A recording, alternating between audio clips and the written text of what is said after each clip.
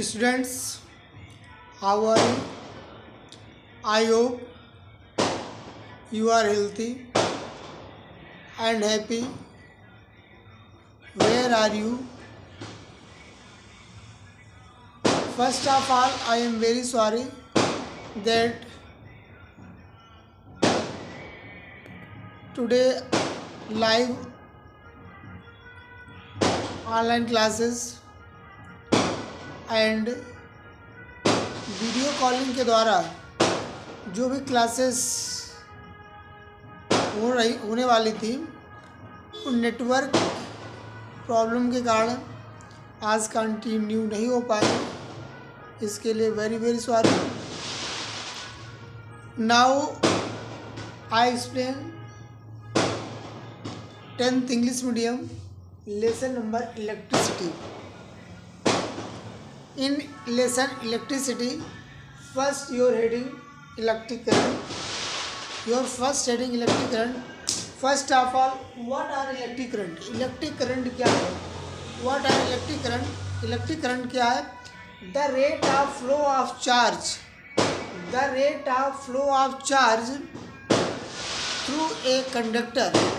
Through a conductor is known as electric current. The rate of electric current is flow of charge in a conductor is known as electric current. What is conductor? Those substances which pass electricity and heat is known as conductor. Conductor को हिंदी में कहते हैं सुचालक। वे पदार्थ जो अपने अंदर से इलेक्ट्रिसिटी यानी विद्युत और हीट को पास होने देते हैं, गुजर जाने देते हैं, वो सुचालक या कंडक्टर कहलाते हैं। इलेक्ट्रिक करंट को आई से इंडिकेट करते हैं, चार्ज यानी आवेश को क्यू से इंडिकेट करते हैं, प्रदर्शित करते हैं, और टाइम टी को समय से टाइम को स्मॉल टी से इंडिकेट करते हैं।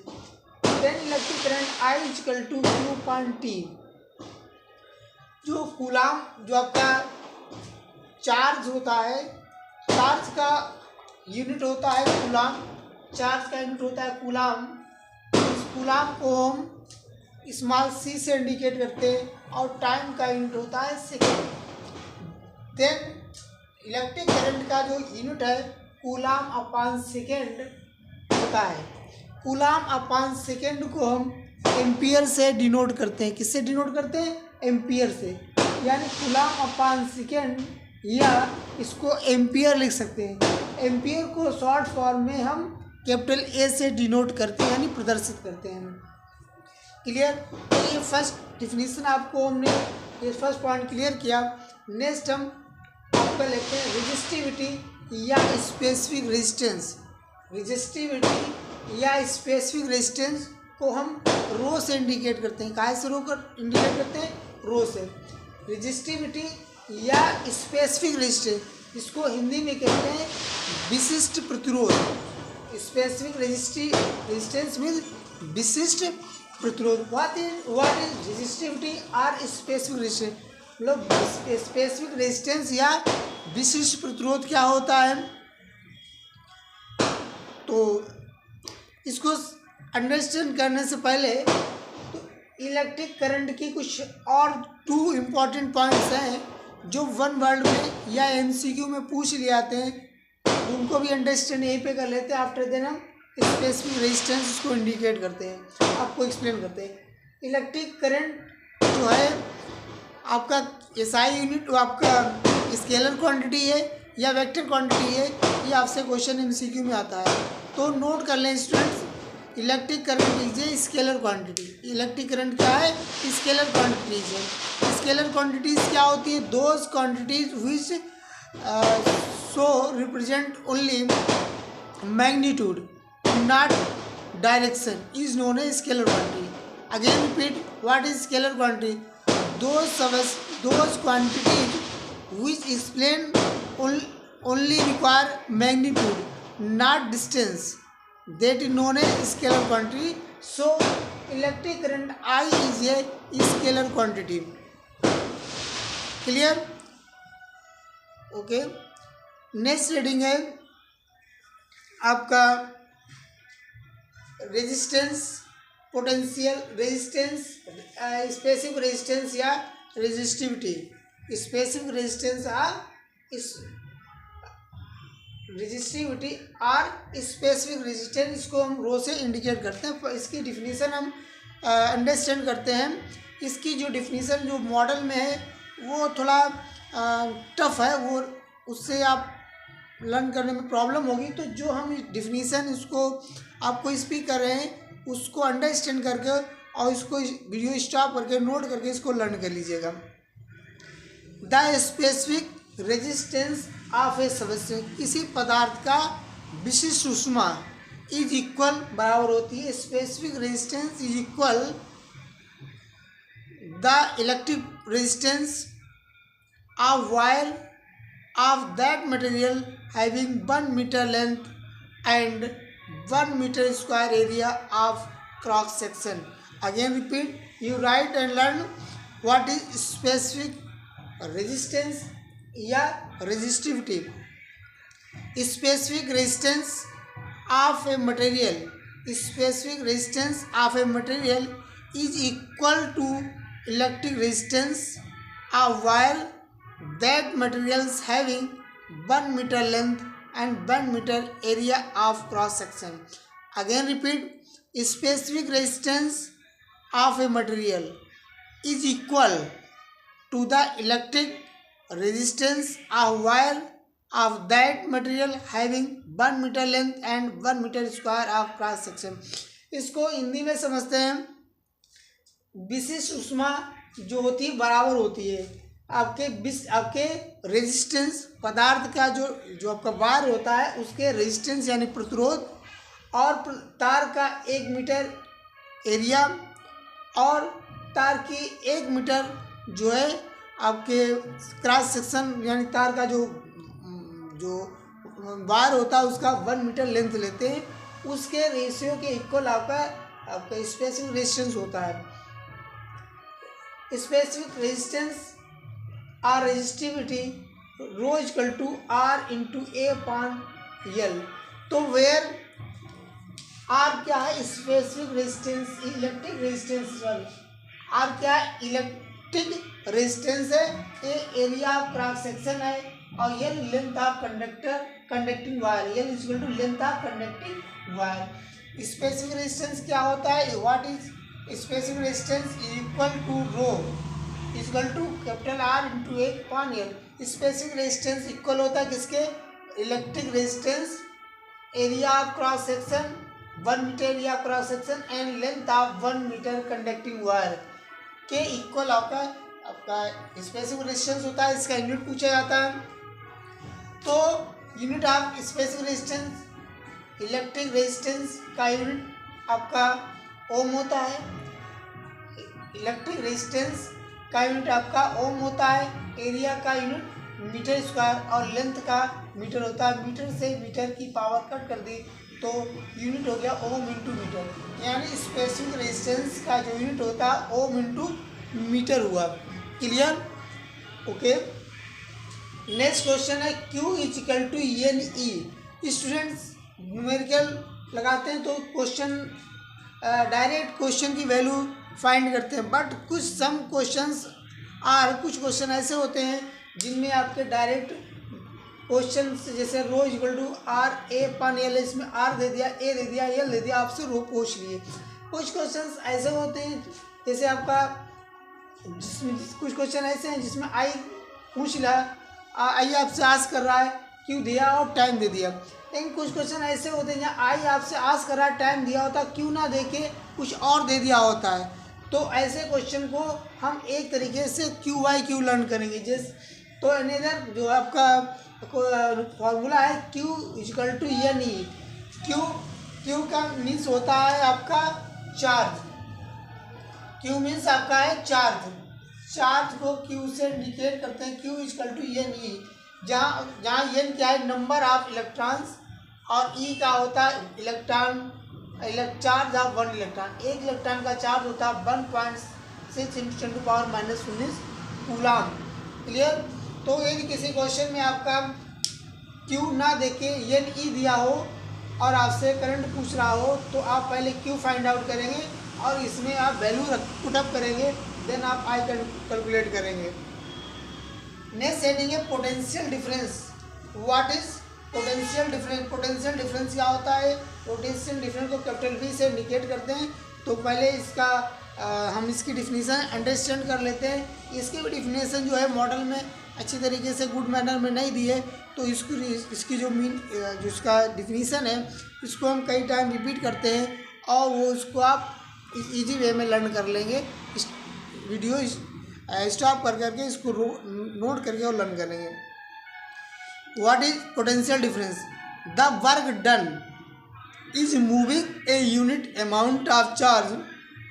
What is potential difference? The work done is moving a unit amount of charge between the 2 points of an electric circuit from one point to another is called potential differences between the 2 points.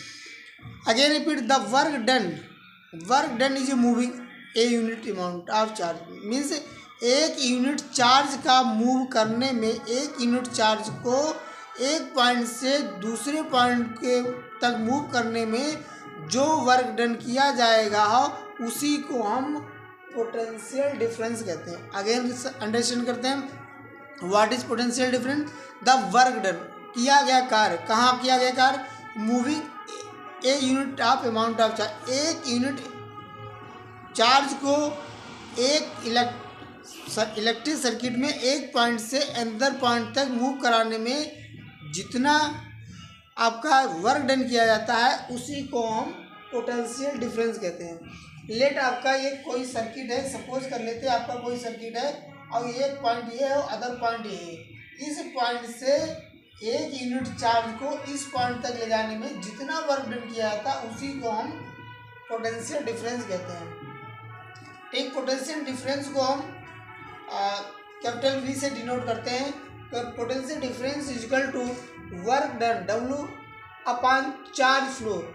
Charge flow, जो charge होता है एक जगह से दूसरी जगह तक ले जाने में जितना वर्क डन किया जाता है उसके रेशियो को हम पोटेंशियल डिफरेंस कहते हैं। अदर वर्ड्स में हम इसकी डिफिनेशन को ऐसे भी लर्न कर सकते हैं with formula, the ratio of work done and charge flow is known A potential difference. इस डिफिनेशन को इजी वे में और इजी वे में इसको लर्न कर सकते हैं। The work done, the ratio of work done and flow charge is known A potential difference. Work done को हम इसका पोटेंशियल डिफरेंस का यूनिट निकालें तो वर्क डन को हम जूल से, वर्क डन का जो है यूनिट होता है जूल और चार्ज फ्लो का यूनिट होता है कूलाम। तो इसका जो पोटेंशियल डिफरेंस है इसका यूनिट आ जाएगा जूल अपान कूलाम। जूल अपान कूलाम, कूलाम को अपर साइड में ले जाएंगे तो इसकी पावर माइनस हो जाएगी। तो इसको हम इस तरीके से भी लिख सकते हैं। इसका अदर तरीका है पोटेंशियल डिफरेंस की यूनिट को लिखने का, जूल इंटू कूलाम की पावर -1। इसको हम वोल्ट भी कहते हैं। मीन्स जो पोटेंशियल डिफरेंस है इसका यूनिट जूल अपान कूलाम या जूल इंटू कूलाम की पावर -1 या आर वोल्ट है। क्योंकि MCQ क्वेश्चन होते हैं, आपसे पूछ लिया जाएगा कि पोटेंशियल डिफरेंस का यूनिट क्या है। यदि ये वाला ऑप्शन में है तो ये ठीक, ये नहीं है, ये ऑप्शन में है तो ये ठीक, और दोनों ऑप्शन नहीं तो ये पक्का होगा तो ये वाला ठीक।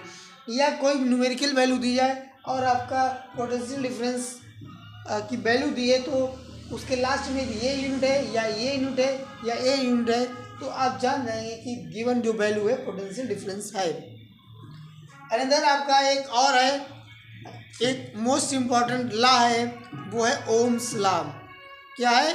Ohm's law. तो ओम्स लॉ जो है आपका बहुत ही इम्पॉर्टेंट है। इससे आपका 2 नंबर में MCQ में और प्लस आपका लॉन्ग क्वेश्चन ओम्स लॉ से आता है। इसको आपको अंडरस्टैंड करना है। What is Ohm's law? Ohm ने एक जो है करंट से रिलेटेड एक लॉ दिया जिसको ओम्स लॉ के नाम से हम जानते हैं। ये ओम्स लॉ क्या कहता है? ओम्स लॉ आपको एक्सप्लेन करता है, if physical condition of a substance remain constant, if the physical condition of a conductor, if the physical condition of a substance remain constant, then flow of charge in the conductor is directly proportional to the potential difference. It means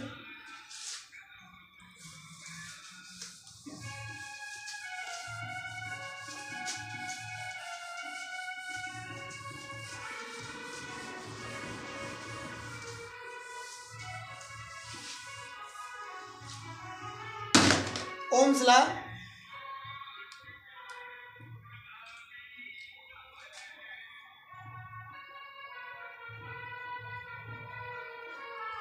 ohms law क्या कहता है? If physical condition of a material constant, if physical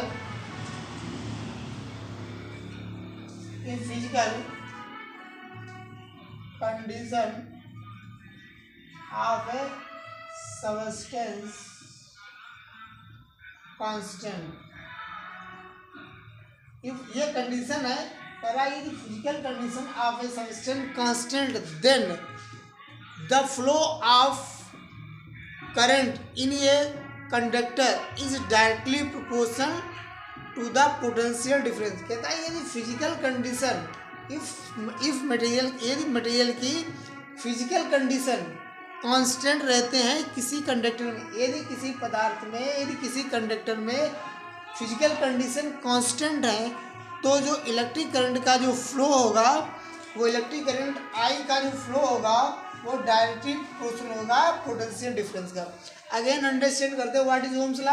Ohm's law कहता है if physical condition of a substance, Ohm's law इसको learn करेंगे, if physical condition of a substance constant, if the physical condition of substance आप कहते हैं conductor,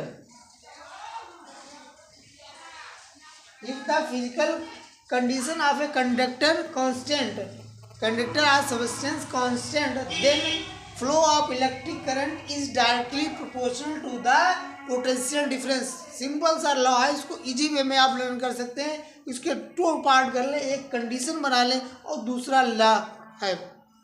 again guys, if the physical condition of substance और conductor, if the physical condition of a substance और conductor is constant, then flow of electric current in a conductor is directly proportional to the potential difference। और इसको हम इस तरीके से और करके लिख सकते हैं VRI। इसको ऐसे भी लिख सकते हैं कि if physical condition of substance remain constant, then potential difference is equal directly proportional to the electric current। इसे डायरेक्टली प्रोपोर्शनल के साइन को हटाएंगे तो V equal to RI, V equal to RI। तो इसको हम इस तरीके से भी लिख सकते हैं R equal to potential difference upon I। तो ये इसको हम इस तरीके से भी लिख सकते हैं और R equal to V upon I। ठीक है, यही फार्मूला है। ये आपका कैपिटल R जो है वो आपका रेजिस्टेंस है, पोटेंशियल डिफरेंस कैपिटल V है और करंट फ्लो करंट I है। तो एक अनदर हमको फार्मूला मिल गया, resistance capital R equal to potential difference capital V upon current I। यदि हम रेजिस्टेंस का यूनिट निकालें तो पोटेंशियल डिफरेंस का यूनिट होता है वोल्ट। हमने अभी ये हमने सीखा था पोटेंशियल डिफरेंस का, आपका पोटेंशियल डिफरेंस का जो है यूनिट होता है आपका, सॉरी अभी एक हेडिंग छूट गई थी। पोटेंशियल डिफरेंस का जो है यूनिट है वोल्ट, करंट का होता है एम्पियर, देन रेजिस्टेंस का जो यूनिट है वोल्ट अपॉन एम्पियर, या इसको हम ओम ऐसे लिख सकते हैं या इस सिंबल से इसको इंडिकेट कर सकते हैं। ओम को हम इस तरीके से इस सिंबल से आप इंडिकेट कर देते हैं। ठीक, तो आपको अंडरस्टैंड हुआ?